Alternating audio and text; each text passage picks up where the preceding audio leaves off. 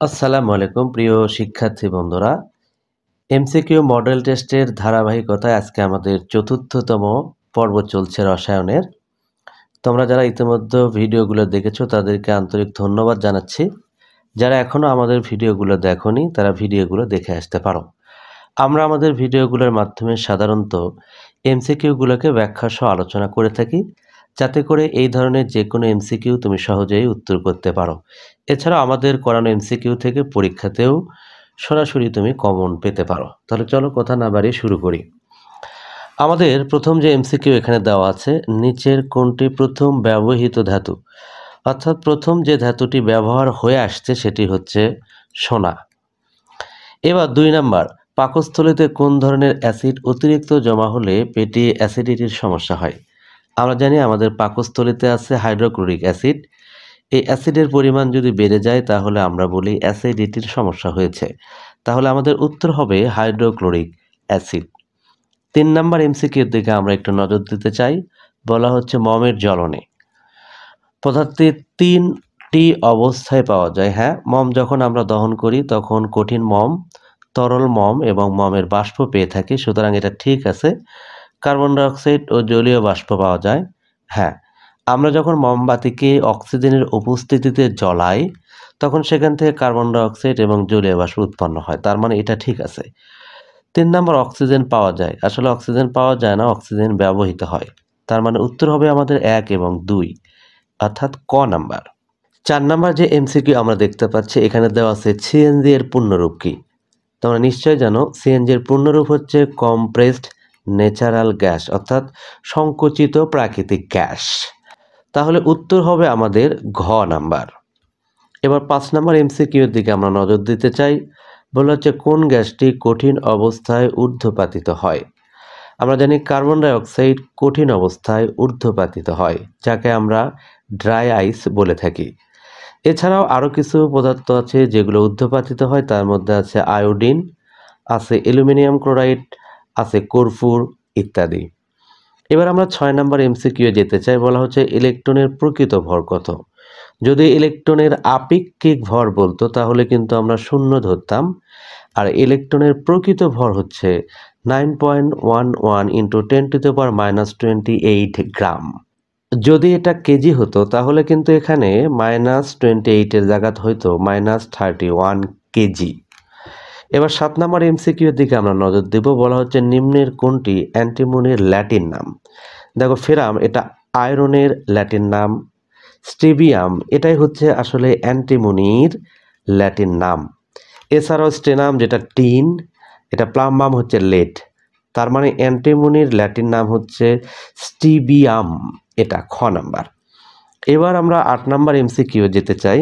বলা হচ্ছে calcium মৌলটি group 2-এ অবস্থিত। আমি যদি ক্যালসিয়ামের ইলেকট্রন বিন্যাস করি তাহলে নিশ্চয়ই তোমরা ক্যালসিয়ামের ইলেকট্রন বিন্যাসটা এখানে দেখতে পাচ্ছ।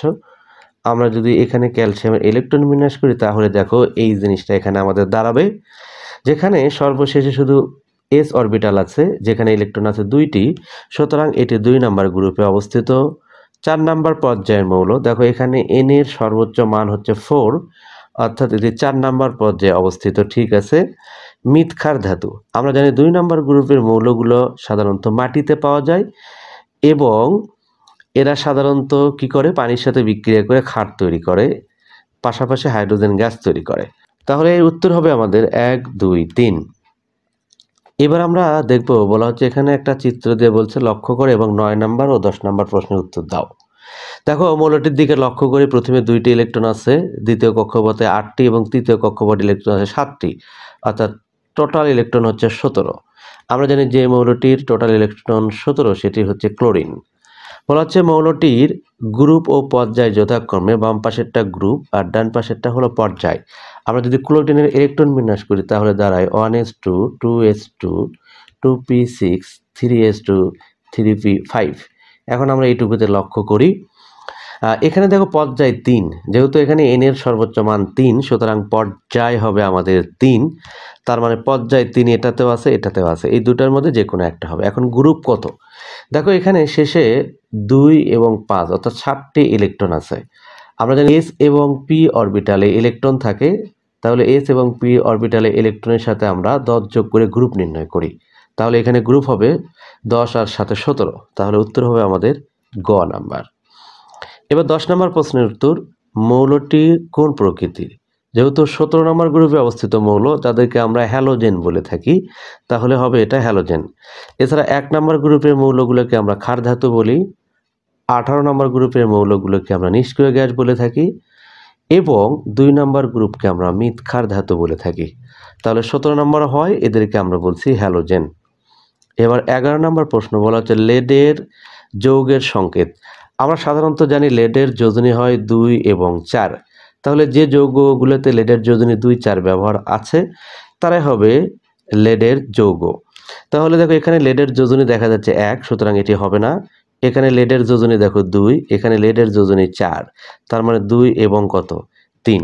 তাহলে আমরা এখন একটু দেখতে চাই 2 এবং 3 নাম্বার উত্তর কোথায় আছে, সেটাই হবে আমাদের অ্যান্সার।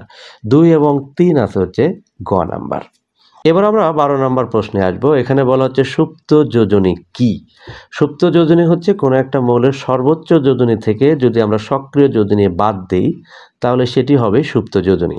তাহলে দেখো এতে ঘ নাম্বার, যে সর্বোচ্চ যোজনী ও সক্রিয় যোজনীর পার্থক্য। আমি এই জিনিসটা একটু বোঝানোর চেষ্টা করি। ধরো আয়রনের একটা যৌগ হলো ফেরিক ক্লোরাইড, এখানে আয়রনের সক্রিয় যোজনী হচ্ছে 3, আর আমরা জানি আয়রনের সর্বোচ্চ যোজনী 3, আর এই যৌগে ব্যবহৃত সক্রিয় যোজনী হচ্ছে 3। এই দুইটার যদি বিয়োগ করি তাহলে হবে 0। তাহলে আয়রনের সুপ্ত যোজনী এই যৌগের ক্ষেত্রে কত হবে? 0 হবে। তাহলে সর্বোচ্চ যোজনী ও সক্রিয় যোজনীর পার্থক্যকে আমরা বলি সুপ্ত যোজনী। এবার আমরা 13 নম্বর প্রশ্নে আসবো। বলা হচ্ছে লিথিয়াম ফ্লোরাইডে কি ধরনের বন্ধন থাকে? লিথিয়াম যেহেতু ধাতু এবং ফ্লোরিন অধাতু, সুতরাং ধাতু এবং অধাতুর মধ্যে যে বন্ধন সেটা হবে অবশ্যই কি আয়নিক বন্ধন। যদি ধাতব পরমাণু সমূহের মধ্যে বন্ধন হতো সেটাকে আমরা ধাতব বন্ধন বলতাম। আর সমযোজী যৌগ কারা? যদি অধাতু অধাতু ইলেকট্রন শেয়ারের মাধ্যমে বন্ধন গঠন করত তাকে আমরা সমযোজী বন্ধন বলতাম।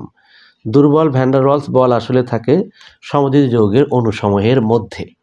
তাহলে উত্তর হবে আমাদের ক। এবার 14 নাম্বার বলা হচ্ছে প্রমাণ অবস্থায় 5 গ্রাম কার্বন ডাইঅক্সাইডে কতটি কার্বন ডাইঅক্সাইড অণু থাকে? আমরা জানি কার্বন ডাইঅক্সাইডে আণবিক ভর হচ্ছে 44, আর আমরা জানি যার যেটা আণবিক ভর সেই আণবিক ভরে অণু থাকবে অ্যাভোগাড্রো সংখ্যক। তার মানে এখানে 44 গ্রামে অণু থাকবে অ্যাভোগাড্রো সংখ্যক, মানে 6.02 গুণন 10⁻23t। তাহলে 1 গ্রামে কতটুকু থাকবে? 6.02 গুণন 10⁻23 ভাগ হলো আমাদের 44। তাহলে 5 গ্রামে কতটুকু থাকবে? আমাদের এখানে শুধুমাত্র কি হয়ে যাবে, এই জিনিসটা হুবহু তার সাথে 5 কি হয়ে যাবে, গুণ হয়ে যাবে। তাহলে এটাকে যদি আমি ক্যালকুলেশন করি তাহলে আমাদের উত্তর দাঁড়াবে 6.84 ইন্টু 10⁻22। তাহলে উত্তর হবে আমাদের ঘ নাম্বার। এবার 15 নাম্বার এমসিকিউ এর দিকে আমরা নজর দেব। বলা হচ্ছে কোনো যৌগে কার্বনের সংযুতি এত এবং হাইড্রোজেনের সংযুতি এত, যৌগটির স্থূল সংকেত কত? স্থূল সংকেত নির্ণয়ের জন্য আমাদের প্রথম যে কাজটি হবে, মৌলসমূহের যে শতকরা পরিমাণ তাকে তাদের পারমাণবিক সংখ্যা দ্বারা ভাগ করতে হবে। তাহলে এটা আমাদের কার্বন, যেটা দেওয়া আছে 92.31, এর ভর হচ্ছে 12, এটা দিয়ে যদি ভাগ করি তাহলে আমরা পাবো হচ্ছে 7.69।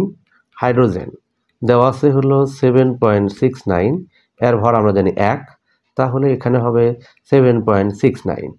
এবার প্রাপ্ত ভাগফলগুলোকে কি করতে হয়? ক্ষুদ্রতম ভাগফল দ্বারা ভাগ করতে হয়। দুটো ভাগফল যেহেতু সেম, তাহলে একই জিনিস দিয়ে আমরা ভাগ করব।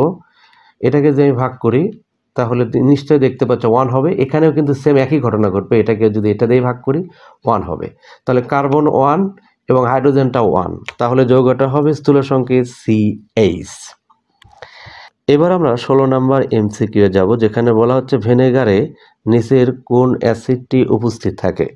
আমরা জানি ভিনেগার হচ্ছে কি অ্যাসিটিক অ্যাসিড বা ইথানোয়িক অ্যাসিডের 6 থেকে 10% জলীয় দ্রবণ। তার মানে ইথানোয়িক অ্যাসিডের জলীয় দ্রবণকে আমরা ভিনেগার বলি, আর ইথানোয়িক অ্যাসিডের আরেক নাম হচ্ছে অ্যাসিটিক অ্যাসিড। তাহলে উত্তর হবে আমাদের এইটি। এছাড়াও তোমরা নিশ্চয় জানো সাইট্রিক অ্যাসিড লেবুতে থাকে, টার্টারিক অ্যাসিড তেঁতুলে থাকে, এসব আমরা নিশ্চয় জানি। এবার আমরা 17 নম্বর এমসিকিউ দেখব। বলা হচ্ছে পটাশিয়াম পার ম্যাঙ্গানেটে ম্যাঙ্গানিসের জারণ সংখ্যা কত? তাহলে আমরা অতি সহজে জারণ সংখ্যা নির্ণয় করব। আমরা ম্যাঙ্গানিজের জারণ সংখ্যা নির্ণয় করতে চাই, ধরলাম এর জারণ সংখ্যা x এবং বাকিগুলোর কাজ করব। পটাশিয়ামের জারণ সংখ্যা আমরা জানি +1 যোগ ম্যাঙ্গানিজ ধরলাম x প্লাস অক্সিজেন হচ্ছে -2, তার মানে এখানে একবারে যদি আমরা লিখি -2 যে 4কে গুণ করলে হবে -8 ইজ ইকুয়াল পুরো যৌগের উপরে কোনো চার্জ নেই 0, তাহলে বা এখানে 1 + x - 8 ইজ ইকুয়াল 0, অথবা একবারে যদি করি 8 থেকে 1 বাদ দিলে 7 -7 ওই পাশে গেলে হবে +7, তার মানে এখানে আমাদের ম্যাঙ্গানিজের জারণ সংখ্যা হচ্ছে +7। এবার 18 নম্বর এমসিকিউ বলা হচ্ছে প্রশমন বিক্রিয়ায় 1 মোল পানি উৎপন্ন করতে কি পরিমাণ তাপ উৎপন্ন হয়। তোমরা নিশ্চয়ই জানো প্রশমন বিক্রিয়ায় 1 মোল পানি উৎপন্ন করতে যে তাপ তৈরি হয় তার পরিমাণ হচ্ছে 57.34 কিলো জুল। এবার 19 নম্বরে আসি, বলা হচ্ছে ড্রাই সেলে ক্যাথোড হিসেবে কোনটি ব্যবহৃত হয়। আসলে ড্রাই সেলের মাঝ বরাবর তোমরা জানো একটি দণ্ড থাকে, সেটি আসলে গ্রাফাইটের তৈরি, সেটি ক্যাথোড হিসেবে কাজ করে, তার মানে এখানে হবে গ্রাফাইট। আর জিঙ্ক কিন্তু এখানে কাজ করে অ্যানোড হিসেবে, তাহলে ড্রাই সেলের ক্যাথোড হিসেবে কাজ করে গ্রাফাইট, আর অ্যানোড হিসেবে থাকলে তাহলে হতো জিঙ্ক।